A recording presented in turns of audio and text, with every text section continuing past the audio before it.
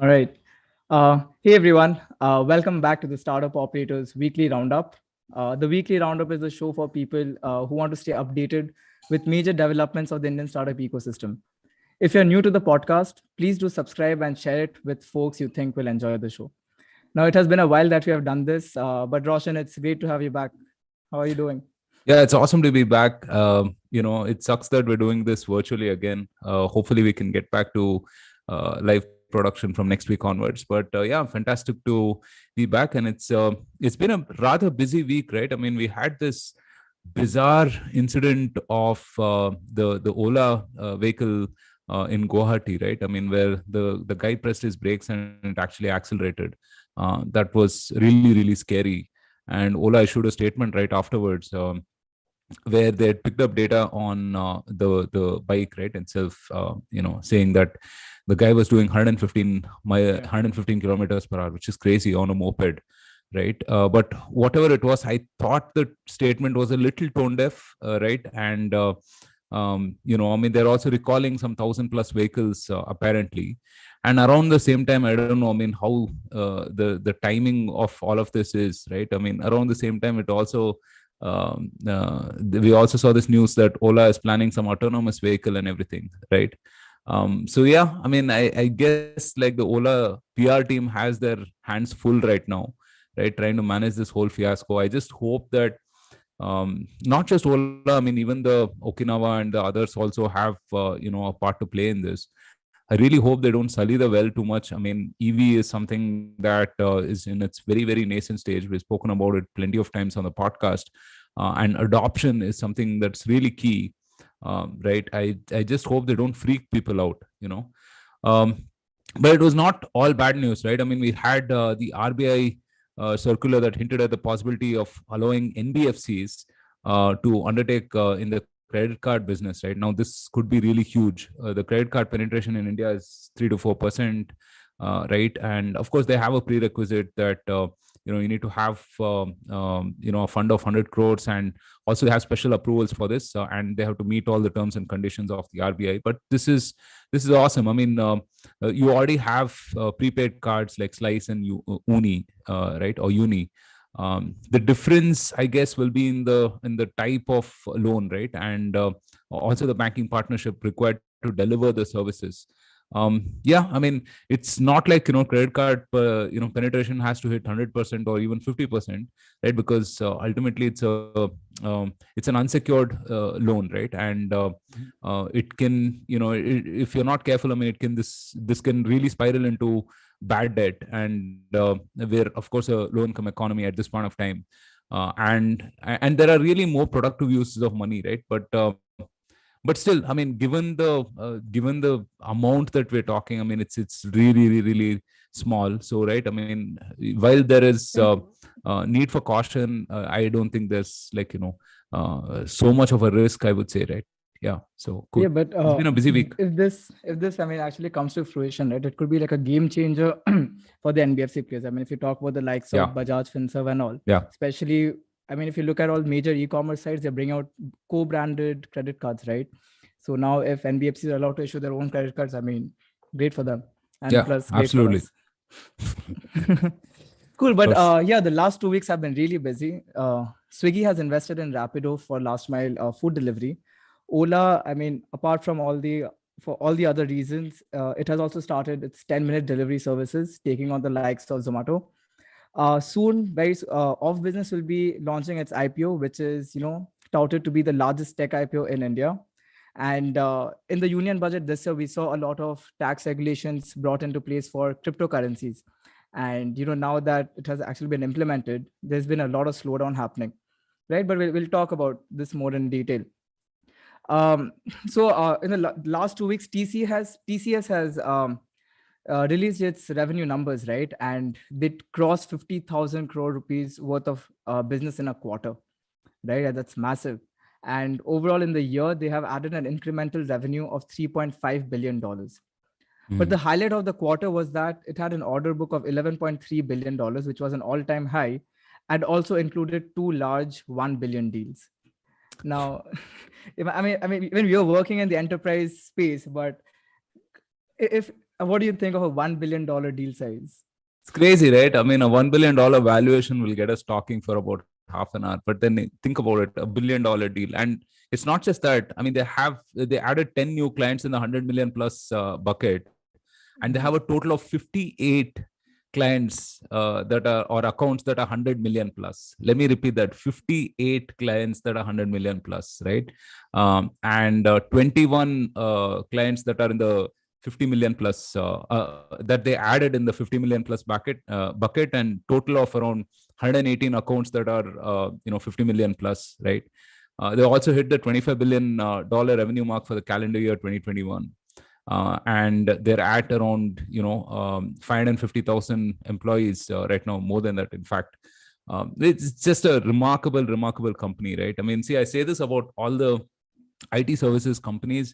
The kind of startup talent that you see right now, and all of the product innovation that you see right now, owes itself a huge debt to about 2 or 3 decades of IT services revolution in India, right? I mean, really, the middle class, the rise in discretionary income, the engineering talent pool that we have, the wide base of skills, everything literally owes it to the likes of TCS, Wipro, Infosys, and the others who built these businesses over the last 3 decades, right?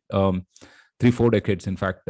So yeah, it's just a phenomenal company, right? And yeah, it's one of those companies also that, every time I feel like I have to invest in this, I just put it off for later, and it just keeps growing and growing. So yeah, it's a pretty remarkable company, I would say.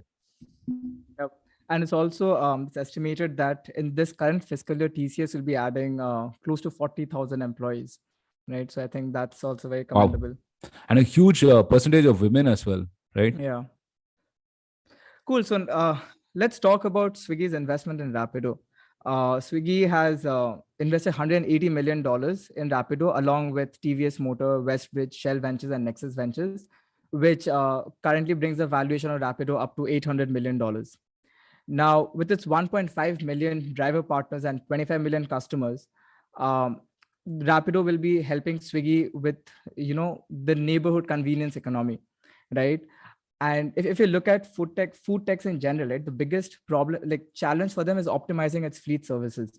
And of course, with all the data that they connect, they've identified what are the peak hours of operations.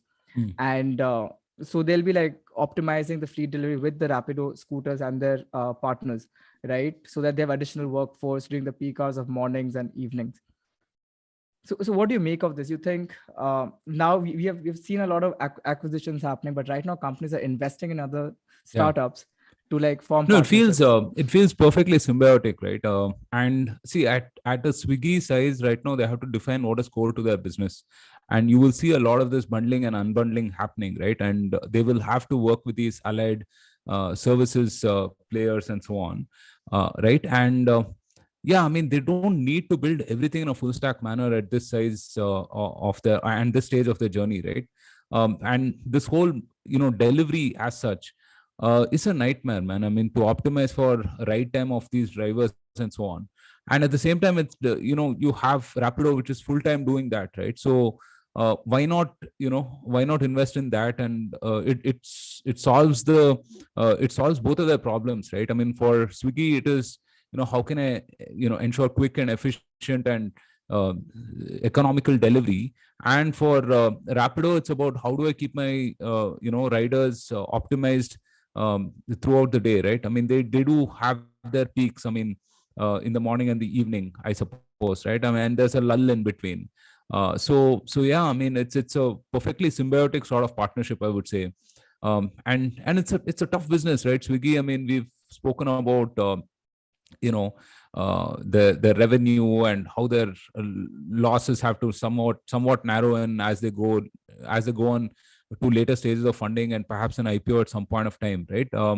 And they're operating tons of businesses right now, 3 or 4 different types of businesses that I can think of: food, software, logistics, and this hyperlocal delivery and whatnot. And there are multiple battlefronts to sort of play at, and they really have to choose where they want to double down on, right? And to my knowledge, I think logistics and delivery seems like a bit of a low margin business for them to really, own any part of it, right? They would much rather, use a Rapido or someone else to complement their core businesses, I feel. So yeah, I mean, seems fairly symbiotic. Right. But so yeah, even we saw the rise of 10-minute food delivery last month, right? It was Zomato announced that through Blinkit they'll be doing 10-minute deliveries, and right now Ola has also entered into the space, serving a few pin codes in Bangalore and Gurugram. Now this they're calling Ola Dash, and this is going to focus on store-to-door 10-minute delivery service, which will be spread across 200 dark stores and will offer around 2,500 SKUs. Now, Ola says that they want to grow this business, taking the order size to more than 5 lakhs per day by year end. Now, that's a lofty target, one. And second is that when Zomato actually announced that they'll be now doing 10-minute food delivery, it came under a lot of backlash. And right now, again, we are seeing it becoming, or maybe what the entire industry is heading to, right? So I'd love to hear your thoughts on Yeah. these. See, we said this earlier, right? That, you don't need a lot of things until it happens, right? I mean, when this whole 10-minute delivery concept happened, there were a lot of people on Twitter, outraging about who needs something in 10 minutes and so on. And if you look at the behavior over the last, 3, 4, 5 months, right? People seem to have come around to that, right? I mean, there are household items that you realize you need it only when it's over, and it's usually halfway through cooking something that you realize, right? I mean, people are not so well planned in some sense, right? And we have 10-minute sort of food delivery as well, as Zomato has said. So this is something like it's going to become a normal behavior for plenty of people, right? And the way these folks are serving through these dark warehouses and so on, right? They do have a way of being profitable as well on that front, either through premium subscription services or through like a significant delivery charge and so on. And Ola will have to do all of these things, right? I mean, because they also are stuck in the same sort of a conundrum as the rest of the hyper growth startups, which is that how can I increase my order value? How can I increase that margin, right? And incidentally, Bhavish has handed over the ride sharing business to Arun Kumar, who's the CFO, right? And Arun is managing the daily operations and so on. Well, Bhavish has his hands full with Ola Electric, and as he quotes, building the future, right? So yeah, I mean, this is an interesting move for sure, right? And yeah, you're going to see plenty of others jump into this as well. Right.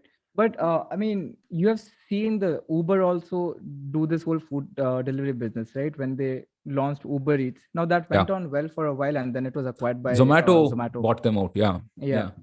No, it's a lot to do with the timing also, I would say, right?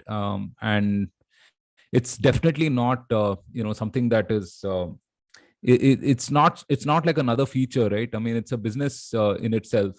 So Ola has had a tough experience with the Ola Cafe, for example. I mean, which they launched, I think, maybe around 6 years back, right?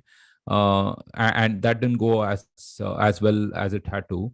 So yeah, I mean, everyone's trying to optimize for how to make the most amount of money in that commute that these folks do, right? And whether it's the riders or drivers or whoever else. So yeah. So it's been a while that we have, spoken about IPOs in the roundup. And last week, OfBusiness announced that it is seeking a $2 billion IPO, which will be larger than Paytm's public offering as well. They are already in talks to raise over $400 million of pre-IPO financing in the coming months. And they're projecting a revenue run rate by the financial year end of $6 billion. But what's really something to note over here is that OfBusiness is already profitable and is also the first husband and wife team to build, startups on the respect in the enterprise space with a valuation of $1 billion, right? So yeah, what's your take on that? Yeah, no, it's a fantastic business. That market itself is so ripe for disruption by tech, right? And OfBusiness is a business of businesses, right? I mean, they have the marketplace, which is like a managed marketplace. Then they have software and platform, and then they have financing, which I think they've hived off as a separate business by itself, right? And we had Vasant Sridhar one of the co-founders, on the podcast some time back, talking about various elements of their business. And what's really interesting to me is how they're doing all of this through first principles, right? And selling to, small businesses, manufacturers, and so on. I mean, it's a tough business, right? I mean, it's something where, you can't do this sitting out of, AC rooms in metro cities and so on, right? You have to get your hands dirty, um, you know, go down to the tier 2, tier 3 cities, villages, wherever else. And their business, I mean, so, we keep talking about how we missed the manufacturing curve, right? And we directly went into services. But now, I mean, we're seeing a lot of incentives for manufacturing, whether it's through PLI, or some of the other subsidies and so on. So I really feel that off business, the likes of off business, actually, not just the likes of off business will really help manufacturers, get to that next level, what they missed out over the last 20, 30 years, perhaps, right? I kind of see that as like a second liberalization movement for these businesses, I would say. Yeah. And it's interesting also that they will soon start aggregating demand as well, right, from outside. And I mean, it'll be great if we can do some export revenue off of this. I mean, even if it's peanuts, right? It'll open up doors, I feel. So that is awesome. Yep. So let's move on to the next topic for the roundup. In the union budget this year, it was announced that cryptocurrencies will officially be taxed now, right? And the taxations will be at 30% per year, basis the slab. But CoinDCX has they closed an oversubscribed growth round at $135 million in Series D. And during an interview, the mentioned that the whole usage of cryptocurrency trading in India has been on a sharp decline, right? They have plummeted because of the new higher tax rates on crypto earnings, and even banks are refusing to transmit payments to exchanges due to regulatory uncertainty. But all of these things, of course, hasn't dampened the investor interest in India. But how do you see this, in the months to come? It's interesting, but I would love to see some more action outside of exchanges. I mean, exchanges, I think, there are plenty, right? WazirX, CoinDCX, and the others. But I'm definitely, I'm not saying that we should not talk about them. Of course, I mean, they're playing a very, very important role, right? Which is improving crypto adoption in India and so on. And also, I think CoinDCX also has this innovation center where they're funding Web3 projects and so on. So that will be really interesting. Pretty interesting business. Hopefully, I'll talk to the founder sometime soon. Ashish was due to appear on the podcast, but bunch of things happened and we could not schedule time. It's definitely an interesting business. Some of the regulatory hassles don't really help these folks. A bunch of crypto folks have made a beeline to Dubai, considering Singapore as well, right? For more lenient crypto norms as such.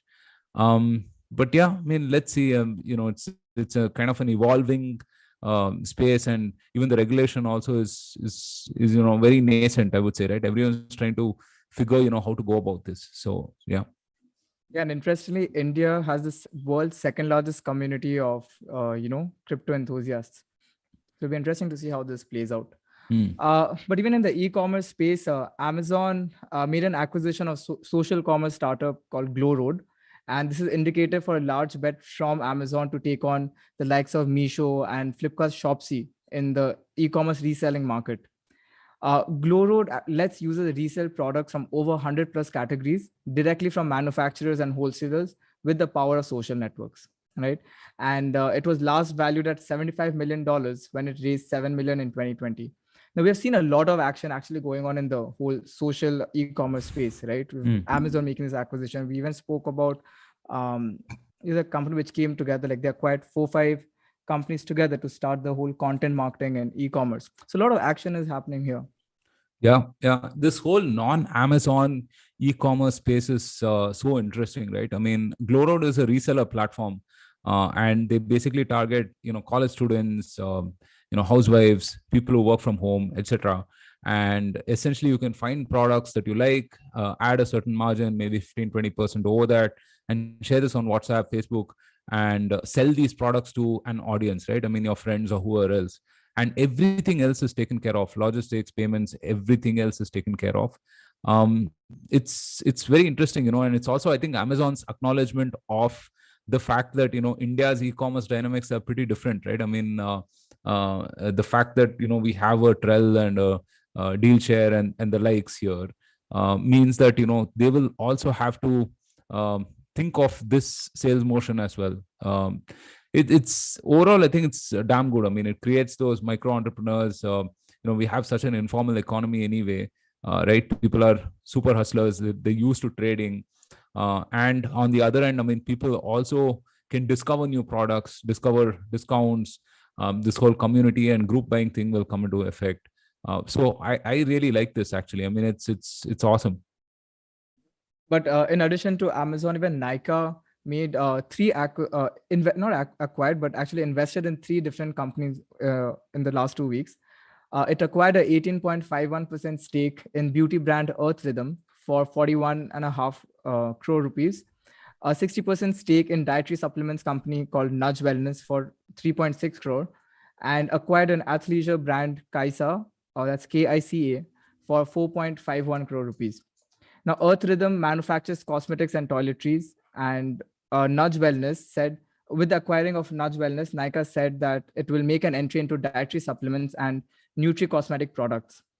The transaction with Kaisa will be in the direction of Nykaa's Fashion Private Limited's mission to strengthen its active wear play. Now, we are seeing that Nykaa is also really expanding its operations. Yeah, for sure. Their share price had recovered for a bit, and then because of the market being in a funk for the last week or so, I mean, it's down by, I think, 7-8% again. So yeah, Nykaa, I mean, they will have to do this whole vertical integration, right, where they add their own services and products to the platform. And cell phone brands are are one of those things that they have to explore, while also investing in such allied services as well, right? So these wellness brands, etc., have a huge margin, and so this also adds to their profitability, right? I mean, they're now a public company, so they have to be mindful of these numbers. They can't operate like how they were when they were a private company as such. So yeah, I mean, what it means for the consumer is that they have like an end-to-end experience on everything, right? So, and I think that's the idea also behind Nykaa's investments like this, right? Which is to become the one-stop shop for all things beauty and wellness for consumers. It'll be interesting when they scale their retail presence a little more, and then perhaps when they go out of India, who knows? I mean, Nykaa could be the next Sephora from India. Yep. And some other headlines from the past 2 weeks was that B2B medical supply platform Medica Bazaar, they raised $65 million from Lighthouse India Fund, Craigus, Health Quad, and others. Italite, which is a SaaS travel and expense management platform, has raised $29 million in Series C, which was led by Tiger Global and Dharana Capital. Existing investors such as Matrix Partners India and Tenacity Ventures also participated in this round. Health tech startup Medisage raised $7 million from Bessemer Venture Partners and other angel investors, while conversational messaging platform Gupshup continued its acquisition spree with the purchase of AskSid, which is a leading conversational AI provider to e-commerce and retail companies. Another one in the AI space is the fundraise by Observe.ai, who had raised $125 million in a round, which was led by SoftBank Vision Fund 2. And interestingly, even Zoom participated in this fundraise. Now, a lot of interesting, stories we're seeing here. Yeah. No, Observe AI especially is very interesting, right? I mean, we've spoken about this whole contact center automation and how that is, taken a leap forward with artificial intelligence and so on, right? And I still feel that we are in the early stages of that revolution, given that, NLP and everything is still developing. And we've gone from, let's say, automating and replacing humans to right now thinking of it as a moment of delight, right? So how can I improve my customer experience? How can I improve NPS? How can I trigger upsell, cross-sell, those kind of workflows, right? And that's just amazing. And also, how can I empower all of the humans that we have with timely context and data, right? So given that this whole omni-channel experience where someone may come to a website, then see this stuff on your social page, then engage with the a chat bot, and then ultimately buy after consulting a human. How are you going to stitch all of these experiences together? You need stuff like Observe AI for that. And it's pretty interesting. We've spoken about this with Aman of Cogno and Rashid of Yellow, right, earlier. And also, I mean, it's one of those businesses which is horizontal, right? So irrespective of whether you're in travel or financial services, you need this kind of a thing. So yeah, I mean, it's pretty interesting for sure. And Medika Bazaar also operates in the whole B2B commerce space, where they take care of everything from procurement, financing, platform. They have a software ERP for or a cloud system for these folks as well, for distributors and so on. And with the medical machines, I mean, it's very, very expensive.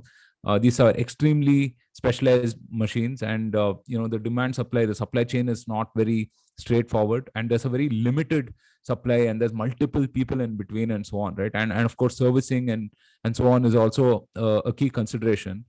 With all of that, I think Medica Bazaar, should I say, is becoming the one-stop platform for health tech as such, right? So yeah, pretty remarkable growth as well. 15,000 seller partners.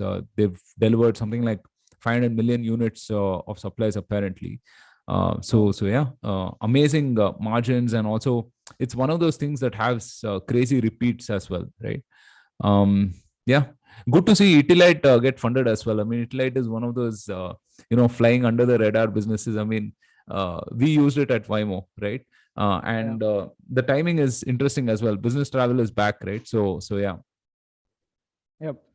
So let's talk about some of the episodes we'll be putting out this week. I know you'll be really excited, for when the episode with April Dunford comes out, and you had a conversation with him on positioning, right? So it's going to become like a positioning masterclass. And the second one is about building a niche market, where you spoke with Rashi Narang of Heads Up for Tails. So let's get some sneak peek into these conversations. Yeah, both of these podcasts, both of these conversations were fantastic. April is someone I really look up to.